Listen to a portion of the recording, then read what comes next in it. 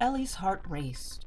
Her tail thumped against the shingles as she looked down from the roof, scanning the street below for the Canids that were chasing her. It's not my fault I look like this, she muttered in agitation.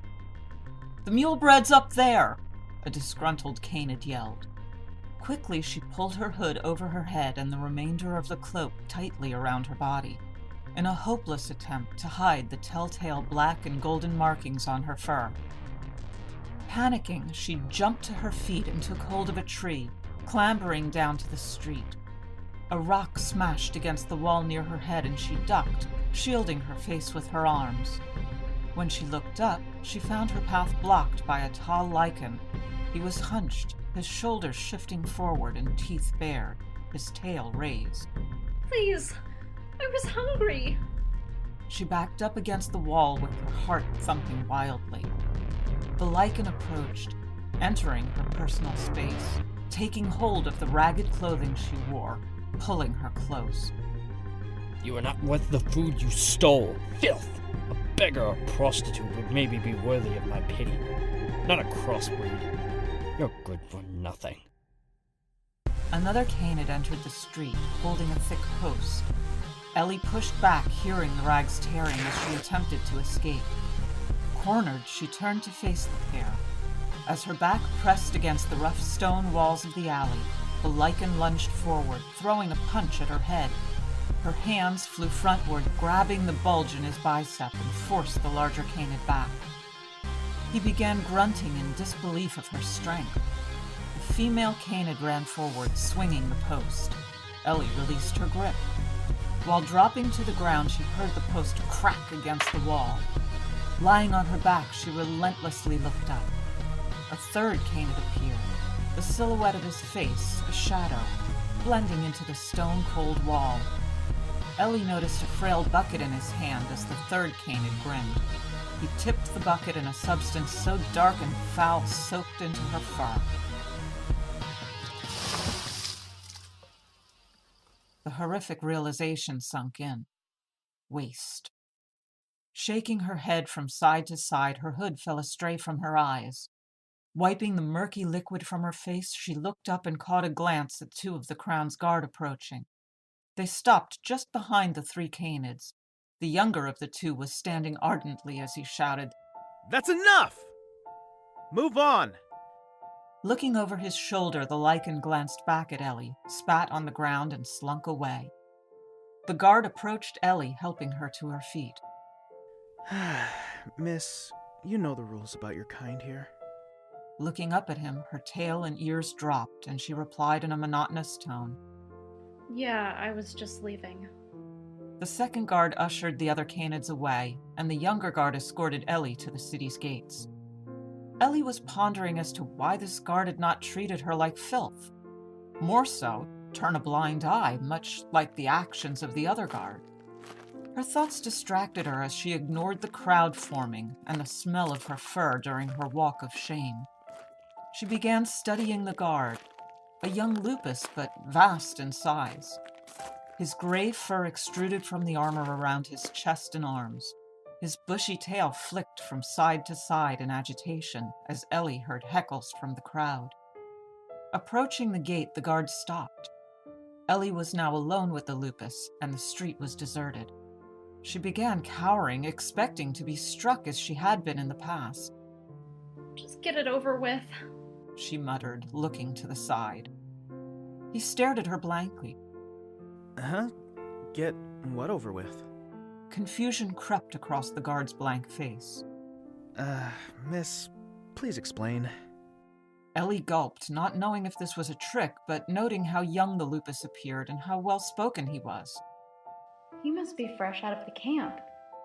Usually I'm struck by the guards when found within the walls. His expression shifted to disbelief. What?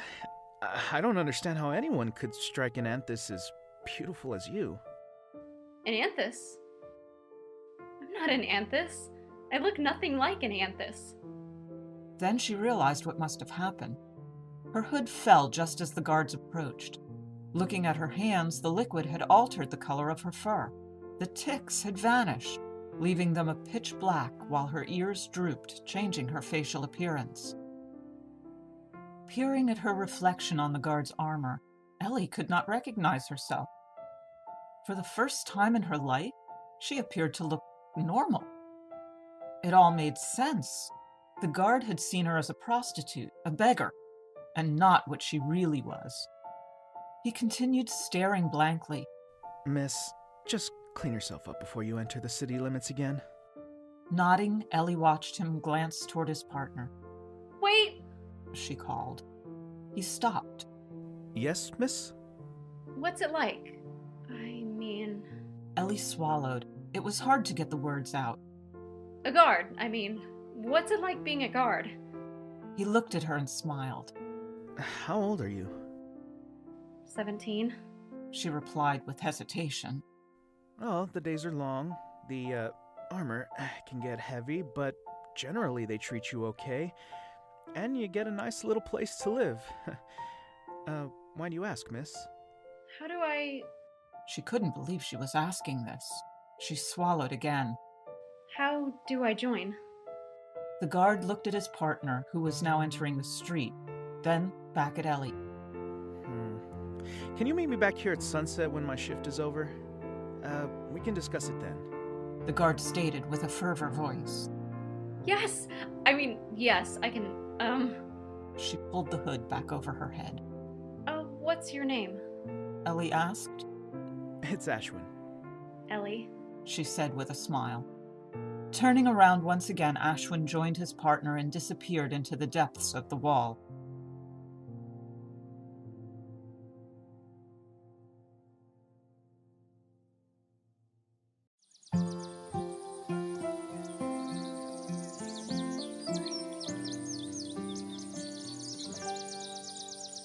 Ellie looked up at the morning sun and smiled, her heart racing with excitement.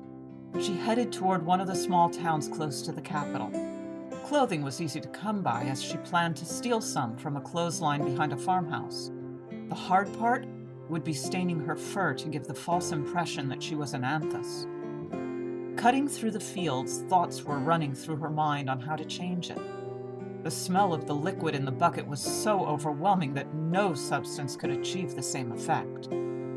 Ashwin would easily see what she truly was. Ellie thought of using dye, but dye was expensive, and the rumors of a mule-bred trying something similar had always played on her mind.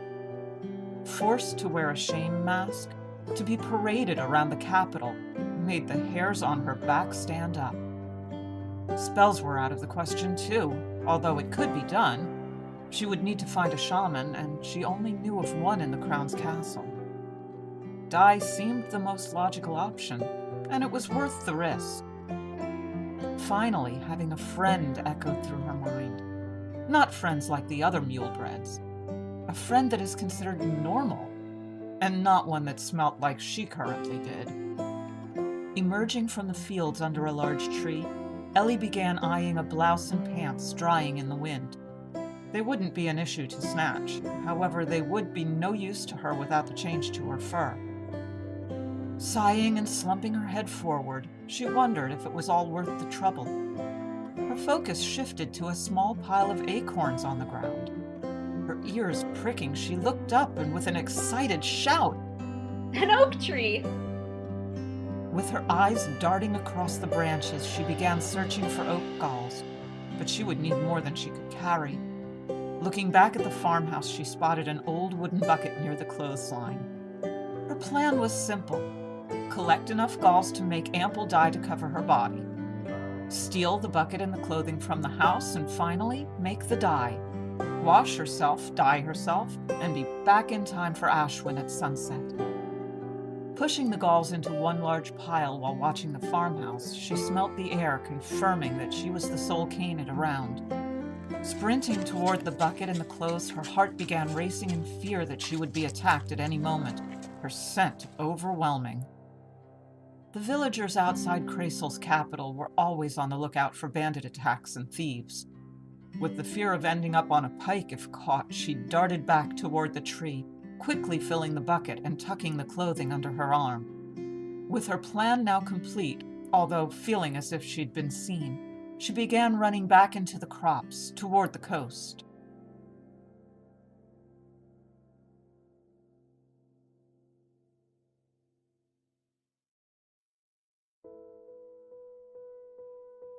Ellie flared her nostrils, filling her lungs with the salty air. She preferred it to the scent of other canids, especially other mule-breds. Smiling, she looked at her makeshift home built into a small abbey in the sandstone. The open side was covered by a large beech shrub, with palm leaves woven in to create a wall. It wasn't much, and it came at the cost of isolation, but it was the closest thing she had to a home since her mother was taken, and Ellie swallowed hard and squeezed her eyes shut, driving the horror from her mind. Placing the bucket on the sandstone, Ellie reached for an old plank of driftwood and placed it on 2 rocks. Sweeping its surface clean with her tail, she began emptying the galls onto the plank, grinding them into a powder with a stone. Ellie retrieved an iron bucket filled with water and proceeded to brush the powder in and mix it with a stick. Alchemy was not something Ellie practiced often, only the odd medicine her mother had taught her. But this was a little task beyond anything she had attempted in the past. If you ever need something to appear black, oak galls ground and boiled in water will make a deep, rich color. The voice of her mother echoed through her head, her ears sinking as her head dipped forward. If this doesn't work, I'll end up as a rug in the city somewhere, just like Mother. She muttered to herself, looking at the mixture. With the dye boiling on the fire, Ellie went down to the creek and lay on her back in the shallow water. She wondered if the change in appearance would be enough to fool everyone. Would the dye even work? A cold flush ran through her body at the idea of being caught. She didn't want to go back with the other mule-breds. The smell made her sick. Being born without any defects meant she felt used, and those who passed were skinned to keep others warm. The thought made her dry reach. I don't want to deal with that anymore. I just want to be normal. Normal to Ellie meant a roof over her head, a meal every night, and perhaps even a friend. There it was again, a friend crossing her mind. She looked up at the noon sun as the smell of the galls began to fill the air. I could always just try my hand first, she thought, looking at the pads on her palm with a smile. Emerging from the river, shaking water free from her fur, she stepped into the camp, removing the bucket with a stick. Her heart sank when she looked at the bucket. Thick yellow froth covered the top of the bucket's rim with no signs of a dark color anywhere. Staying optimistic, she began scraping the froth away, revealing a deep black tar. I hope this works. Holding her hand above the boiling liquid, Ellie felt the heat radiating into the pads of her palm. Again, the idea of going back to the other mule-breds crossed her mind. Enough! She called out, dunking her arm into the bucket and feeling the hot liquid almost burning her skin beneath her fur. Ah! Wincing from the heat, she pulled her arm free. The roning on her fur now gone. Just a solid, deep, rich black. She smiled. Her plan had worked. She was black, a believable black. And not just the fur, but the pigment on her hands had stained too.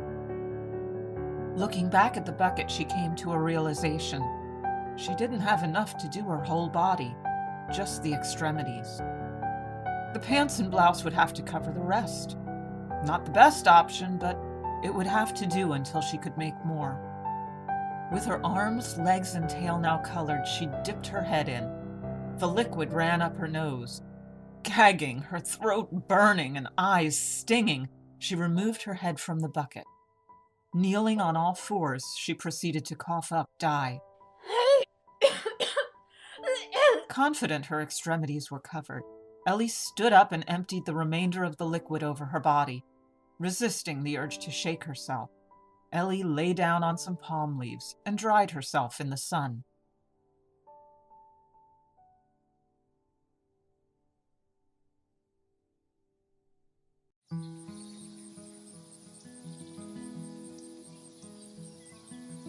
The evening's dew began to settle upon the rooftops and the shadows as the sun set. Ellie stood adjacent to the city gate as Ashwin instructed. She watched the lamplighter make his way up the street, and the odd Batman to the castle for the change of watch. Guards walked by without giving her a glimpse. Taking a long breath, she looked down at her feet, black but covered in mud, showing signs of the dye beginning to run on the damp soil. Laying backwards over a crate, Ellie looked to the sky. You wash up well. Ashwin's voice sounded. Ellie looked up and smiled. I was beginning to believe you wouldn't come. Ashwin chuckled to himself. No, I'm a candidate of my word, Ellie. She studied his appearance. The armor was gone. Now he was in a brown vest and black pants, with a bag slouched over his shoulder. Oh, hello. You there, Ellie? He said, waving his hand in front of her muzzle. Snapping back to reality, she looked at him. Oh, sorry. I wash up well? Ashwin nodded. Oh, yes. Quite the difference from this morning. The purple blouse suits you. Although it looks a little tight. Oh, I borrowed it. Ashwin nodded again and smiled. That's okay. Well, let's get back to why we're here. Placing the bag down on the ground, Ashwin withdrew 2 wooden training swords. I saw how you handled yourself this morning. It helps if you can hold your own with the recruitment process, so let's see how you do in a one-on-one with a weapon. He tossed the sword to her. A warm sense of hope filled her body. This was the longest conversation she had held in years with a Canid. You want me to fight you? I'm not any good, said Ellie. Yes, Ellie. I need to know if you can, if I'm going to vouch for you. Nodding, she readied herself, lowering her body mass.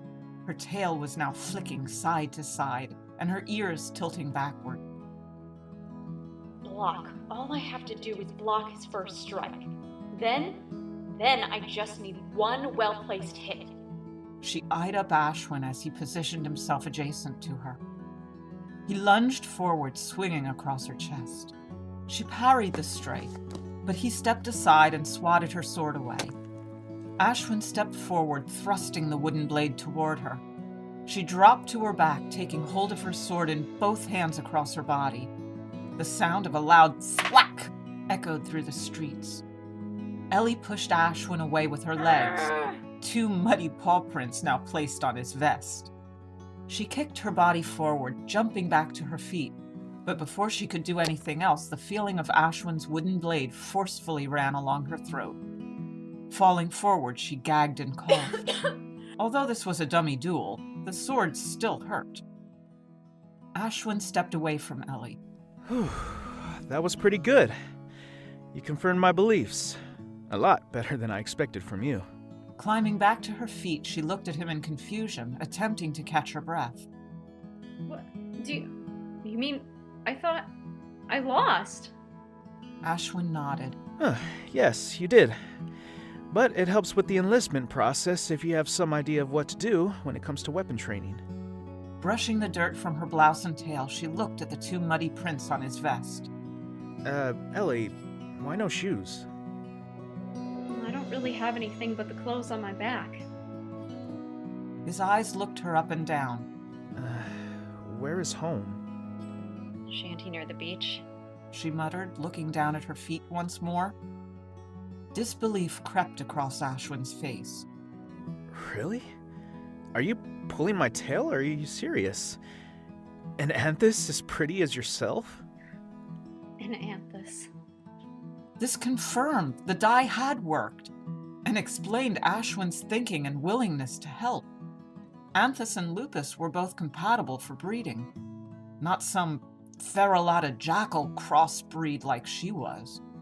Not that she could carry a child. No mule-bred could.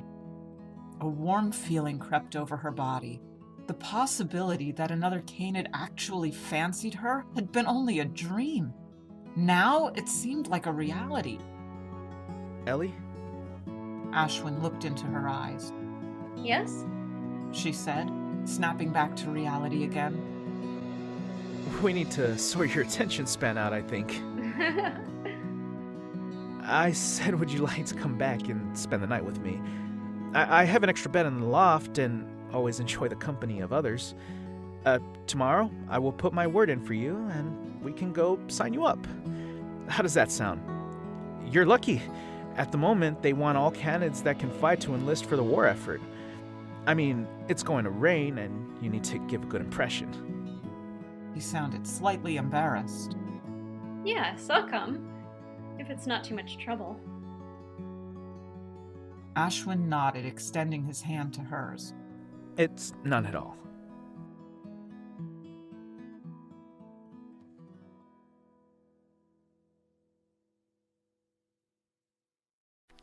A sense of belonging crept over Ellie as she was led through the streets of the capital. Nobody looked at her oddly or heckled, and guards nodded as the pair passed.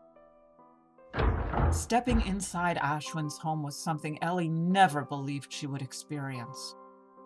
There were stone walls, wooden floors, a fireplace, a table, 2 chairs, a bed, a single window, and his uniform hanging from a beam in the loft. Sorry. It's not much to look at, but it's all I can afford at the moment. Amazement filled Ellie's head as she looked around the tiny room. It was everything she dreamed of. And on a soldier's wage, she could have something similar for herself. The idea excited her. All she had to do was give a good impression. After a few months in the barracks, something like this would be achievable. Her own place.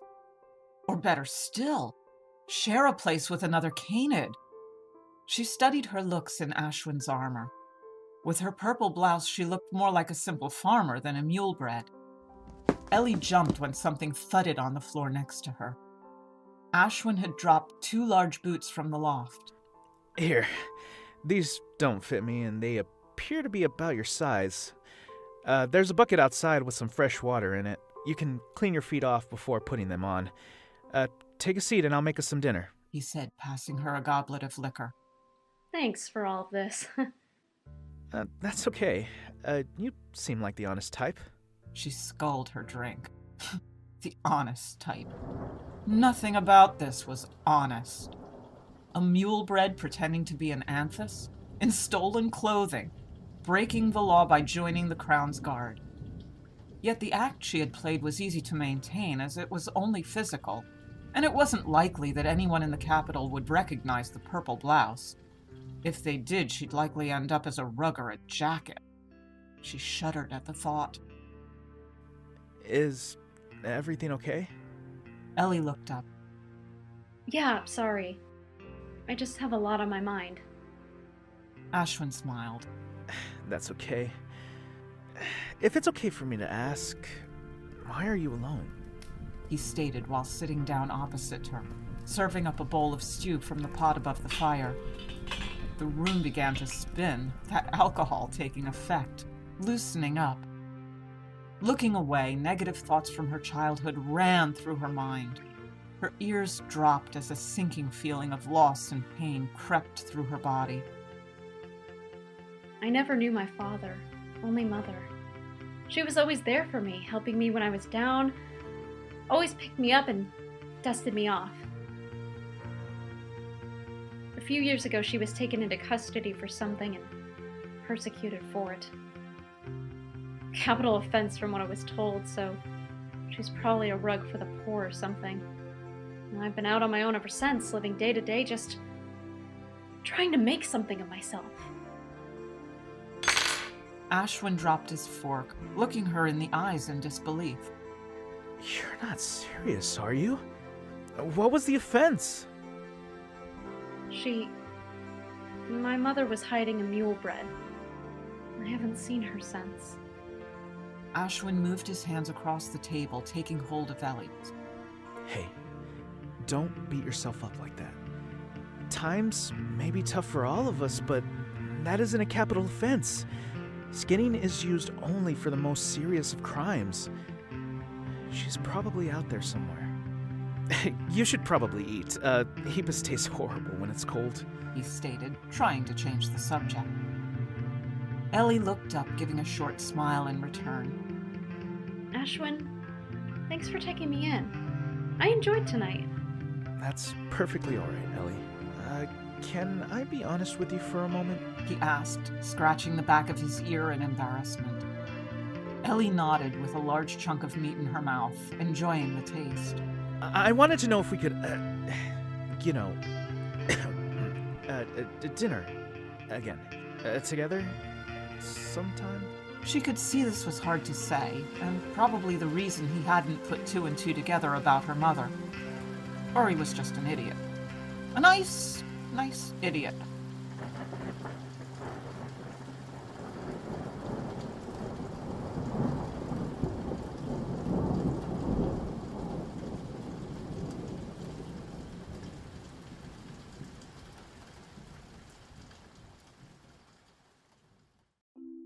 Fractured sunlight beamed into Ellie's eyes. She sat up in a panic, taking a moment to work out where she was. Ah, good morning, sleepyhead. Ashwin was looking up at her from one of the chairs. Ellie rubbed her eyes and mumbled, Morning. Climbing down, she began brushing her hair with her hands and peering out into the street through the window. Are we going to the castle soon? She asked enthusiastically, her tail flicking from side to side. Ah, you are keen, aren't you? Do you want something to eat first? Food. Yes, if that was an offer, food. Definitely. Nodding her head and looking at the bowl of fruit presented to her. Normally, one meal a day would do, but this seemed like luxury. With something in her belly and boots on her feet, the pair began the walk to the castle. The recruitment office was small, with a soldier at a single desk. He took the information of recruits, sizing them up for armor and weapons. Ashwin stood at the door next to Ellie. Don't tell him anything you don't need to. I put in my word for you this morning when you were sleeping. I'll be out on the training grounds for when you come out. I'm one of the combatants today, so we can have a rematch. He winked, pushing Ellie into the building. She crept forward to the desk. Name, age, and race? The lupus stated. Ellie Alivery. 17. Anthus. The lie sounded odd coming from her mouth, but it was convincing with her looks. After a few more questions, her height and weight were taken. She was then ushered out into the yard and placed among the other new recruits. None of them chose to speak, but instead looked around at the walls of the castle. They appeared to be farmers or miners from the outer wards. Ellie looked across the courtyard at Ashwin. He stood at attention and saluted, then spoke to another Canid, nodded his head, and saluted once more.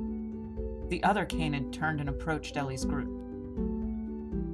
Good morning, recruits. Welcome to the Crown's Guard and military service. You all have been accepted by our recruitment office, and are about to be split by your knowledge of combat.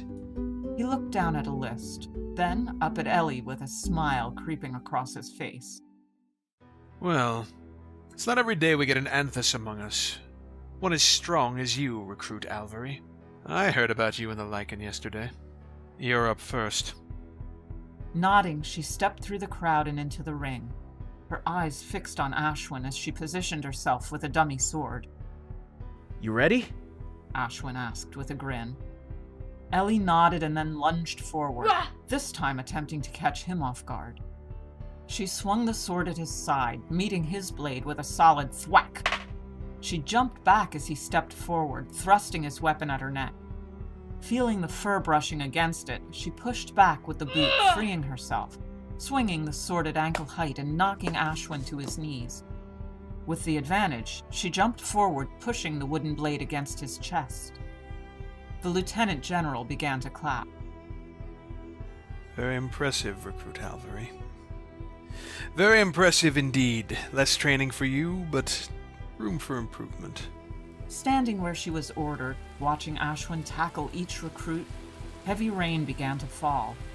Not that she minded. The rain made her feel clean. But as her garments began to soak, the other recruits began to mutter between themselves. And then, silence. She felt their eyes piercing like needles, wondering what had happened. She looked down at her blouse and saw dark streaks running over the purple material. It took a moment before she realized with horror what was happening. The dye was running. "Mule-bred!" one of the recruits yelled. Ellie looked up and guards began approaching her. She looked at Ashwin, but a blank look drifted onto his face. Tears filled her eyes as the recruits began to heckle. A guard approached her when the Lieutenant General called out, "Wait!" Seeing this as her moment to escape, she sprinted out the gate of the castle toward the wards. Her heart raced, her tears ran down her face, mixing with the rain. They're going to turn me into a rug. Why did I ever think this would work?